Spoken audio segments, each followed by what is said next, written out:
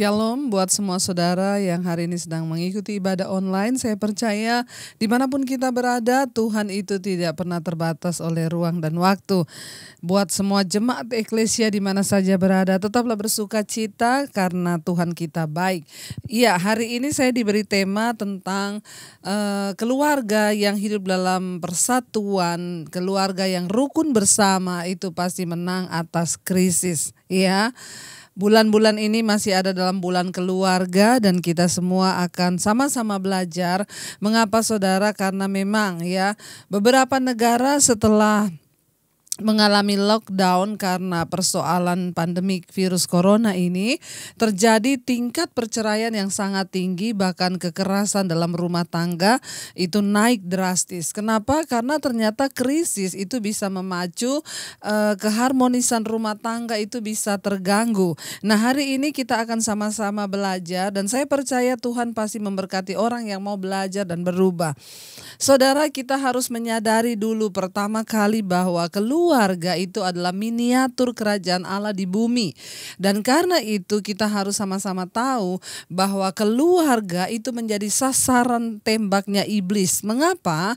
Karena ketika ada sebuah keluarga yang hancur, maka akan ada satu RT yang hancur, satu RW yang hancur, satu RT, satu kelurahan, bahkan satu bangsa. Kehancuran sebuah bangsa itu diawali dari kehancuran dalam keluarga demi keluarga. Saudara bisa membayangkan, dan saya sudah banyak mengalami kasus konseling, ya bagaimana ketika suami istri itu hidup dalam pertikaian, lalu anak-anaknya itu tidak betah di rumah melihat orang tua yang ribut, lalu mereka mencari pelampiasan di luar, dan akhirnya mereka jatuh dalam free sex, mereka jatuh dalam narkoba atau homoseksual, lesbian, dan ini yang menjadi awal dari kehancuran sebuah bangsa. Nah, bagaimana kita bisa menjalani sebuah keluarga yang rukun bersama, terutama dalam menghadapi pandemi virus corona ini, di mana kita semua disuruh stay at home. 24 jam kita berjumpa dengan keluarga. Suami istri yang tadinya mungkin suaminya setiap hari bekerja, sekarang tiba-tiba harus berada di rumah 24 jam dan berjumpa dengan istri. Saudara, ingat tadi saya sudah sampaikan di awal bahwa keluarga itu adalah kerajaan sorga di bumi. Tuhan memberkati keluarga-keluarga. Tetapi jika kita yang ada dalam keluarga tidak menyadari ini dan kita tidak peka akan rencana Tuhan dalam kehidupan kita, maka semuanya akan bubar di tengah jalan.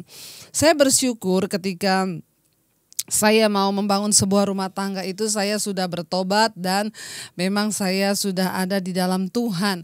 Sehingga ya, ketika saya mengenal Tuhan itulah yang mengubah paradigma saya, hikmat Tuhan itulah yang mengubah cara pandang saya, sehingga saya menyadari banget bahwa rumah tangga atau pernikahan itu adalah untuk menggenapi rencana Tuhan. Sehingga saya dari awal berhati-hati sekali untuk mencari jodoh, bahkan saya pernah bilang sama Tuhan, saya tidak akan menikah daripada saya salah menikah, Tuhan tolong. Tetapi bagaimana dengan kasus-kasus orang yang datang konseling, ibu kayaknya saya salah menikah bu. Dulu waktu saya belum bertobat, saya pilih jodoh ini, ternyata begitu menikah bu, dia laki-laki yang tidak bertanggung jawab, dia selingkuh, dia begini. Saudara, nomor satu, kiat atau tip yang pertama yang sesuai firman Tuhan, bagaimana rumah tangga kita bisa rukun bersama. Yang pertama, banyaklah bersyukur. Bersyukur artinya apa? Mari kita belajar untuk bersyukur akan pasangan kita yang ada di samping kita hari ini. Seburuk apapun dia, mungkin seburuk apapun kelakuannya, tapi itu sudah satu yang Tuhan tempatkan di samping kita. Mungkin kita berkata, dulu saya belum bertobat bu, tapi tidak ada kata bercerai di dalam kekristenan ya. Kita harus membayar harga dengan semua keputusan yang sudah kita ambil. Yang pertama, bagaimana supaya rumah tangga kita harmonis? Banyak-banyaklah bersyukur. Syukuri rumah tanggamu di hadapan Tuhan. Syukuri suamimu di hadapan Tuhan. Kita nggak bisa dan kita akan capek ketika kita membandingkan suami orang lain dengan suami kita. Mari kita belajar menerima. Ya, ini suami yang sudah diberikan Tuhan kepada saya, ya saya harus belajar bersyukur. Ya, ketika kita belajar bersyukur, kita akan melihat ternyata banyak hal yang Tuhan bisa berikan kepada kita dan kita bisa menyadari bahwa ternyata banyak anugerah yang sudah Tuhan berikan. Ya, yang pertama supaya rumah tangga kita bisa berbahagia suami istri, bersyukurlah buat pasangan yang ada di sampingmu. Bersyukurlah buat rumah tanggamu. Kenapa? Karena rumah tangga itu baik atau tidak akan sangat ditentukan oleh suami istri. Bagaimana anak-anak kita bisa bertumbuh dalam takut akan Tuhan itu sangat dipengaruhi oleh suami istri. Kalau setiap hari yang ada dalam rumah kita adalah pertikaian, pertengkaran, bagaimana anak-anak kita bisa bertumbuh di dalam takut akan Tuhan? Kita baca sama-sama firman Tuhan dari Efesus pasal yang kelima, ayat 20 dan ayat yang ke-21. Efesus 5 ayat 20 dan 21, ucaplah syukur senantiasa atas segala sesuatu dalam nama Tuhan kita Yesus Kristus kepada Allah dan Bapa kita. Ya, dan rendahkanlah dirimu seorang kepada yang lain di dalam takut akan Kristus. Nomor 1, saudara, kita bersyukur atas rumah tangga, bersyukur atas pasangan kita. Ketika ada ucapan syukur dalam hati kita, maka akan timbul satu sikap mau merendahkan diri satu dengan yang lain. Selama kita tidak bersyukur atas pasangan yang ada di samping kita, maka tidak akan pernah mungkin ada kerendahan hati saling menghargai satu dengan yang lain. Ya, di sini dikatakan ucaplah syukur senantiasa dalam segala sesuatu. Berarti dalam hal yang baik, yang tidak baik, tetaplah bersyukur. Ada orang-orang datang kepada saya, Bu, suami saya selingkuh, Bu, saya udah gak kuat hadapi dia tuh jahat gini-gini. Tetap bersyukur. Karena Alkitab berkata, hai istri, jika engkau bersuamikan seorang yang belum bertobat, ya kelakuannya belum bertobat, baiklah istri yang beriman itu menguduskan suami yang beriman. Dengan cara apa? Kata firman Tuhan, dengan tanpa perkataan, hanya dengan perbuatan menangkanlah suamimu. Ya, terutama di waktu-waktu krisis seperti ini, mari kita berusaha menahan diri. Orang yang bersyukur artinya orang yang bisa mengendalikan dirinya. Tidak semua hal dalam hidup ini bisa kita kendalikan dengan kekuatan kita. Ketika keadaan tidak bisa lagi kita kendalikan, maka apa yang harus kita kendalikan? Diri kita sendiri. Orang yang bisa bersyukur itu orang yang bisa mengendalikan diri. Dan Alkitab berkata, orang yang bisa mengendalikan diri, dia seperti pahlawan yang bisa merebut kota. Semua hal dalam hidup ini kalau kita bisa mengendalikan diri kita, maka rumah tangga kita aman, damai, sentosa, dan Tuhan ada di atasnya. Karena itu hari ini buat suami istri yang mendengarkan khotbah ini, mengikuti ibadah ini, yang pertama, mari bersyukur.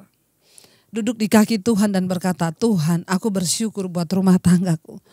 Tuhan, aku bersyukur buat suamiku. Tuhan, aku bersyukur buat istriku. Jangan pernah membandingkan pasangan kita dengan orang lain. Jangan pernah membandingkan rumah tangga kita dengan orang lain. Percayalah, Tuhan punya rencana atas rumah tanggamu. Karena semua kita itu berharga di mata Tuhan. Bersyukurlah. Ya, aku bersyukur buat anak-anak, aku bersyukur buat istri, buat suami yang kau tempatkan. Aku bersyukur buat hidupku hari ini Tuhan. Dan setelah engkau bersyukur, maka engkau bisa merendahkan dirimu seorang kepada yang lain. Satu kali ada seorang suami yang berkata kepada saya gini, Bu, dia konseling gitu ya. Saya minta ayatnya dong Bu yang berkata bahwa hai istri, tunduklah pada suamimu. Saya bilang, buat apa Pak? Saya mau kasih sama istri saya tuh Bu. Dia itu gak pernah tunduk sama saya dalam segala hal. Selalu memberontak, selalu marah, selalu membandingkan saya dengan orang lain. Kalau ada ayat itu tolong dikirim. Jadi saya bilang gini, Pak, sebelum saya kirim yang buat ibu, ya firmannya, saya kasih dulu yang buat Bapak. Jadi Bapak renungkan dulu, kalau Bapak sudah melakukan ayat itu baru Bapak bisa kasih ayat itu kepada istrimu. Oh memang ada ya Bu? Oh ada Pak. Lalu saya kirimin dia ayat saudara yang berkata begini, hai suami, engkau harus mengasihi istrimu seperti engkau mengasihi tubuhmu sendiri. Ya, seperti Kristus mengasihi jemaat, seperti itulah suami harus mengasihi istri. Lalu saya kirim ayatnya, dia bilang, wih berat juga ya Bu ya? Iya, suami harus mengasihi istri seperti tubuhnya sendiri. Oh ada ayat ini Bu? Ada. Jadi sekarang saya mau kasih yang buat istri, asal Bapak sudah yakin dulu Bapak sudah melakukan ayat itu, ya belum sih Bu. Nah makanya jangan tuntut istrimu sebelum Bapak juga melakukan firman itu. Sering kali yang ada dalam kehidupan pernikahan Kristen, orang itu suami itu saling tuntut menuntut pakai ayat lagi. Ya. Padahal mereka lupa firman Tuhan berkata. Ya di sini dikatakan apa? Rendahkanlah dirimu seorang kepada yang lain. Saudara, mari kita sungguh-sungguh hari ini yang pertama, kalau engkau ingin rumah tanggamu menang di dalam krisis ini, ya, mari kita hidup ya di dalam rukun bersama. Alkitab berkata, rendahkan diri seorang terhadap yang lain. Yang kedua apa? Mari mengucap syukurlah. Ini perkara kecil yang sangat berdampak besar. Yang kedua, saudara, apa yang harus kita lakukan di hari-hari ini supaya di dalam rumah tangga kita tidak terjadi kekacauan, bahkan perceraian, bahkan di tengah krisis ini. Yang kedua, mari kita membangun komunikasi di dalam keterbukaan. Ya, ada banyak kehidupan rumah tangga atau pernikahan yang hancur. Kenapa? Karena kurangnya komunikasi. Ya, kita kalau sering ketemu, sering berkomunikasi itu hubungannya enak. Kenapa saudara? Karena setiap hubungan itu dibangun di atas dasar komunikasi. Nah, jika komunikasinya rusak, ya bagaimana caranya kita bisa membangun sebuah rumah tangga? Ada seorang ibu yang konseling kepada saya, Bu, rumah tangga saya kayaknya diambang kehancuran. Ya, saya sama suami itu kayaknya suami itu saya nggak tahu ada perempuan lain atau apa. Pokoknya kita itu sudah benar-benar satu rumah tapi sudah seperti bukan suami istri. Kenapa? Lalu saya yang nomor satu saya tanya, bagaimana komunikasi? Ya, ibu dengan suami. Ya kami di rumah nggak pernah omongan Bu. Ya terus nggak pernah telepon gitu, Bapak di kantor apa enggak? Saya nggak pernah telepon. Ya saudara, komunikasi yang rusak pasti akan menghancurkan sebuah hubungan. Nah, kehubungan suami istri itu dibangun di atas dasar komunikasi. Ya ketika kita sering berkomunikasi, ketika kita sering berbicara, ketika suami istri sering hidup berukun bersama, duduk bersama, ya membangun sebuah komunikasi yang terbuka, maka rumah tangga kita itu akan menjadi rumah tangga yang kuat. Dimulai dari suami istri dulu, baru kita bisa kembangkan ini kepada anak-anak. Ya, orang tua harus membangun komunikasi dengan anak dengan baik. Ya, diawali dari suami istri dulu. Kalau hubungan rumah tangga kita sudah tidak baik, komunikasi kita tidak baik, bagaimana hubungan itu menjadi sebuah hubungan yang baik, apalagi bersama dengan anak kita. Ya, mari kita membangun komunikasi di dalam keterbukaan. Ya, kita mau terbuka satu dengan yang lain, suami istri. Ya, kalau ada pun sesuatu ganjelan di hati kita, ya. Mari kita duduk bersama, ya kita ngomong, ya. Kalau ada yang kita nggak suka dengan suami, misalnya suami main HP terus, nih banyak keluhan istri-istri ya. Bu, itu suami saya Bu, pulang di rumah itu sudah pegang HP terus. Sekarang bukan hanya ibu-ibu saja ya, bapak-bapak juga itu pegang HP terus ya. Apalagi dengan adanya media sekarang ini memang saudara kita harus berhati-hati. Ya begitu pulang kantor suami pegang HP, istri pegang HP, anak pegang HP semua di kamar. Ini benar-benar iblis di akhir zaman yang menghancurkan rumah tangga. Ya dia bilang suami saya itu pulang udah pegang HP. Bagaimana kita bisa berkomunikasi? Ya saya nggak bisa lagi mengajak suami saya berbicara. Saudara duduk, saya bilang ibu minta waktu kepada suami. Kalaupun dia di rumah nggak enak, ya ibu ajak bicara berdua, ya. Katakan apa yang ada di hati ibu saya, tapi dengan baik-baik. Saya itu mungkin ya selama ini saya lihat kamu kok pegang HP terus ya. Kita ini kan rumah tangga, mau dibawa kemana rumah tangga kita kalau kita nggak sama-sama terbuka dalam segala sesuatu. Jangan diem-dieman. Yang ada itu istri kepahitan sama suami, anak kepahitan sama orang tua, suami kepahitan sama istri. Semuanya diam. Maka disitulah iblis masuk dan menghancurkan rumah tangga dan keluarga kita. Mari kita mulai membangun hubungan komunikasi yang terbuka. Ketika anak juga kita lihat dia ngambek atau apa, panggil dia. Ya, orang tua kita punya wibawa untuk menegur anak-anak kita. Makanya banyak baca kitab Amsal, di sana adalah banyak hikmat dan teguran. Orang tua harus memanggil dan mendidik anak-anaknya. Ketika kita melihat ada banyak orang tua yang WA ke saya, "Bu, saya dapat anak saya itu ternyata sering buka situs porno." Ya, dia baru umur padahal belasan tahun, 14 tahun. Saya tanya, "Ibu sudah ngomong sama anak?" "Ya enggak Bu, saya malu." Jangan malu. Biasakan ada dalam sebuah komunikasi yang dalam keterbukaan. Ibu panggil anak ibu, ajak dia berdoa, lalu ibu ngomong dari hati ke hati, "Mama tahu kamu gini-gini nak, ya itu dosa." Kasih tahu kepada mereka, berikan mereka penjelasan. Harus ada komunikasi dalam sebuah keluarga, bukan datang pergi pulang. Oh, bagi ayah-ayah, bagi para suami hari ini dengar baik-baik ya, kewajibanmu bukan hanya memberi nafkah dan uang. Seringkali orang suami itu berkata, "Kan yang penting uang cukup kan?" Bukan hanya itu. Bapak-bapak, engkau dipanggil menjadi imam dalam rumah tanggamu untuk membawa istri dan anak-anakmu dalam takut akan Tuhan. Istri-istri, engkau harus hidup sebagai penolong. Kenapa ada banyak rumah tangga hancur hari-hari ini? Karena kehilangan fungsi Alkitabiah. Suami tidak menjadi imam, istri tidak menjadi penolong, lalu anak-anak tumbuh dalam pemberontakan dan hancurlah rumah tangga itu. Mari kita kembalikan fungsi Alkitabiah dalam rumah tangga kita. Bangun komunikasi yang terbuka. Jika ada salah, minta maaf. Jika ada sesuatu yang mengganjel, ngomong saudara. Yakobus pasal 5 ayat yang ke-16 berkata begini, "Karena itu hendaklah kamu saling mengaku dosamu dan saling mendoakan supaya kamu sembuh." Sembuh di sini bukan hanya sakit fisik, sakit luka batin.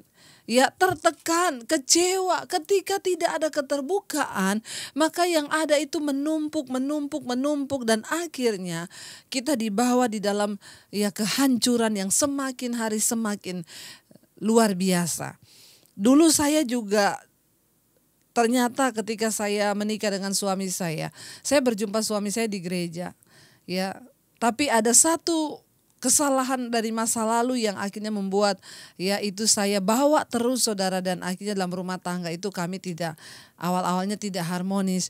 Ternyata saya itu masih membawa luka kepahitan terhadap orang tua saya, terhadap papi saya khususnya. Karena saya menerima Yesus tahun 95, lalu akhirnya saya mendapatkan perlakuan yang tidak baik dan akhirnya tahun 96 saya diusir oleh papi saya. Saya merasa saudara bahwa ya itu adalah sebuah hal yang membuat luka di hati saya, tapi saya tidak menyadari. Setelah kami masuk dalam pernikahan, ternyata luka itu masih ada, tidak dibereskan karena saya nggak terbuka. Ya, lalu akhirnya ada satu tindakan, saya pengen balas dendam kepada anak-anak saya, karena kalau saya itu dari kecil sering dipukulin papi saya. Ya, akhirnya saya membesarkan anak-anak saya itu dengan pukulan, saudara. Ya, kalau suami salah ngomong sedikit, saya marah, saya ngamuk, sampai saya membenturkan kepala saya ke tembok. Sampai akhirnya saudara, Tuhan izinkan semuanya terbuka. Akhirnya suami saya melayani saya pelepasan. Waktu itu saya sempat ngomong, "Saya ini hamba Tuhan, kamu enggak usah ngajarin saya." Tapi ternyata ketika dia mendoakan saya, lalu saya mulai dilepaskan, dan sejak saat itu ya saya sembuh dari luka batin. Saya tidak pernah lagi mukul anak. Saya tidak pernah lagi benturkan kepala saya ke tembok. Saya enggak pernah pergi dari rumah kalau saya berselisih paham dengan suami, karena saya yang nggak beres, dan ini tidak terbuka saudara, ya tidak dikomunikasikan. Akhirnya ini luka ini menggerakkan karakter saya, sehingga saya menjadi istri yang tiap hari di rumah itu marah, ya ribut, apa dikit tersinggung karena masih ada luka. Tapi ketika saya terbuka, suami saya pun akhirnya merangkul saya ya, dan dia berkomunikasi secara terbuka. Malam itu kami berjam-jam kami berkomunikasi, lalu dia mulai terbuka, "Selama ini saya melihat karakter kamu gini, mungkin kamu ada kepahitan." Lalu saya dilayani saudara oleh suami saya, lalu kami berdoa bersama, lalu saya mengalami kelepasan. Malam itu saya manifestasi, dan apa yang terjadi ketika kami saling mengaku dosa, lalu kami saling mendoakan, Alkitab bilang maka kamu akan sembuh. Ada banyak luka luka dalam hati suami, ada banyak luka dalam hati istri. Mungkin itu dari dosa-dosa masa lalu yang masih kita bawa. Kalau tidak dibereskan, itu akan sangat berdampak di dalam rumah tangga dan keluarga kita. Karena itu bereskan apa yang bisa dibereskan. Karena itu di dalam Yakobus 5 ayat yang ke-16 dikatakan, hendaklah kamu saling mengaku dosamu dan saling mendoakan supaya kamu sembuh. Sembuh dari luka batin, sembuh dari kepahitan, sembuh dari kekecewaan. Kita harus sembuh. Istri-istri harus sembuh, orang tua suami harus sembuh, bahkan anak-anak harus sembuh. Supaya dalam rumah tangga tidak ada pertikaian dan kehancuran, tetapi yang ada adalah kasih Kristus dan kita bisa menang menghadapi semua krisis ini. Kenapa? Karena hanya rumah tangga yang hidup rukun bersama yang akan bisa menerima berkat dari Tuhan. Yang terakhir saudara, apa yang harus kita lakukan supaya kita bisa menjadi rumah tangga atau keluarga yang berkemenangan?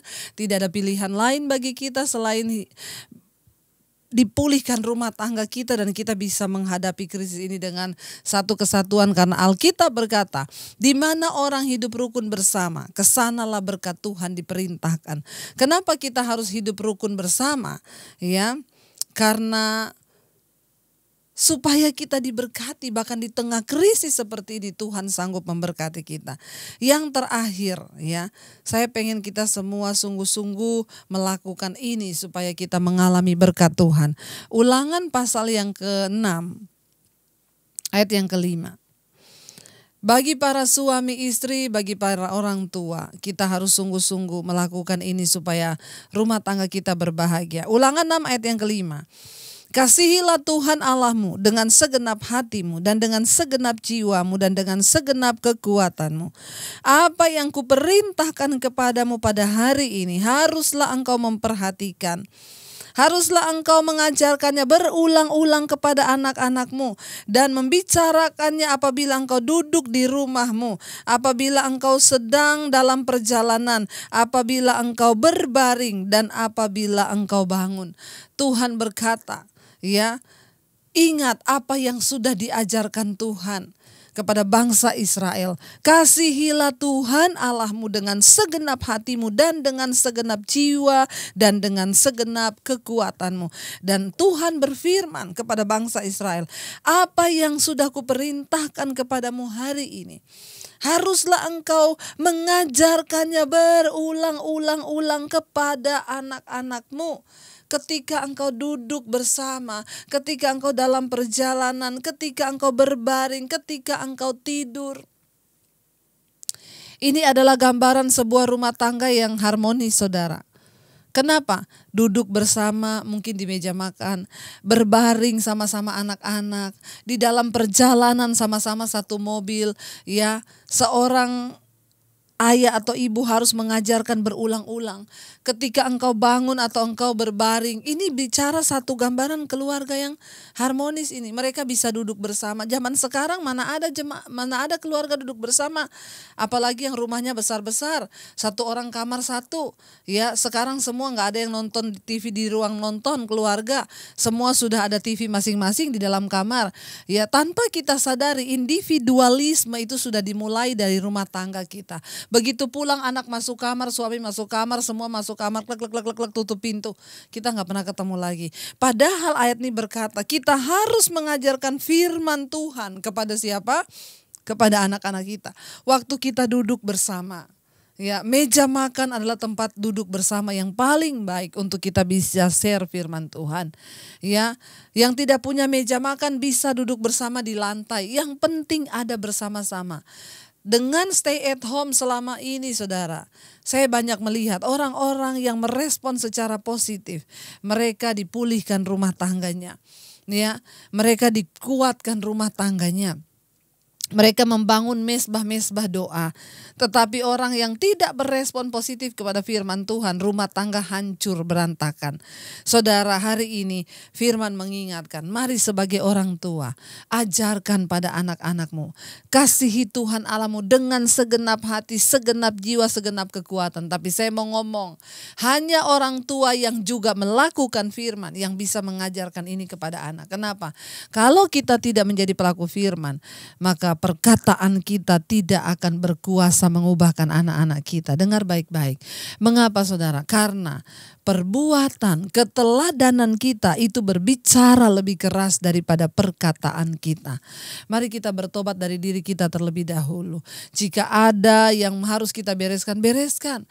Orang tua yang lebih dulu harus bertobat, hidup dalam kebenaran firman, supaya anak-anakmu melihat teladan iman dan hidupmu. Mereka boleh percaya kepada Tuhan. Dan kita mengajarkan firman, anak-anak akan berkata amin. Kenapa? Mereka sudah melihat keteladanan itu. Saya membiasakan dengan suami, kalau ada masalah kita berbagi dengan anak-anak, kita share lalu kita berdoa bersama. Kalau ada mujizat kami share dan anak-anak juga mendengar, dan dari situ iman mereka itu tumbuh. Oh iya, kita harus berjalan bersama Tuhan. Tidak ada warisan yang terbaik yang bisa engkau berikan kepada anakmu selain warisan iman. Tinggalkanlah warisan iman itu dengan cara apa? Ajarkan kepada mereka hukum-hukum Tuhan. Ajarkan kepada mereka tentang apa yang harus mereka lakukan. Hari-hari ini orang tua sibuk ngajari anaknya pendidikan. Dari pagi les matematika, les bahasa Inggris, les bahasa Mandarin, les ini, les itu. Tapi gak ada yang lesin Alkitab. Siapa yang harus memberi pengajaran Alkitab kepada anak? Bukan pendeta. Saudara gak bisa bayar pendeta datang ke rumahmu. Suami istri, ini adalah tanggung jawab orang tua. Alkitab berkata, ajarkan anak-anakmu tentang takut akan Tuhan. Saudara, kita mau sungguh-sungguh hidup rukun bersama dalam rumah tangga kita. Kenapa? Karena hanya orang yang hidup rukun bersama yang akan mengalami berkat Tuhan sekalipun di masa krisis. Mari kita tundukkan kepala. Kita mau sungguh-sungguh merendahkan hati di hadapan Tuhan. Kita mau berkata, ubah hatiku Tuhan, seputih hatimu, agar hidup kami boleh sungguh-sungguh diubahkan. Hari ini kami membawa keluarga dan rumah tangga kami di hadapan Tuhan. Pulihkan setiap kami Bapa, karena hanya orang yang hidup rukun bersama yang akan mengalami berkat Tuhan. Kami mau tunduk kepada firman-Mu Tuhan. Ini hidup kami Bapa, ini roh jiwa dan tubuh kami ya Roh Kudus. Engkau yang sanggup mengubahkan kami. Ubah hatiku seputih hatimu, setulus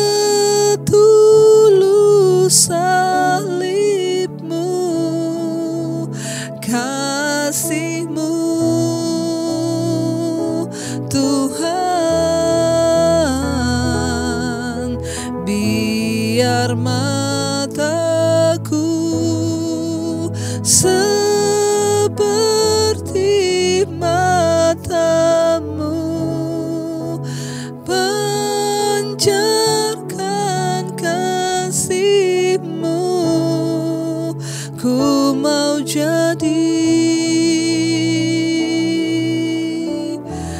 seperti-Mu. Sekali lagi, lebih sungguh kita mau katakan, ubah hatiku seputih hati-Mu, setulus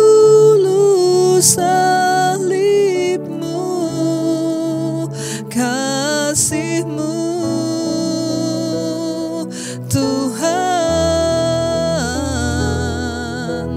biar mataku seperti mata-Mu, pancarkan kasih-Mu, ku mau jadi seperti-Mu.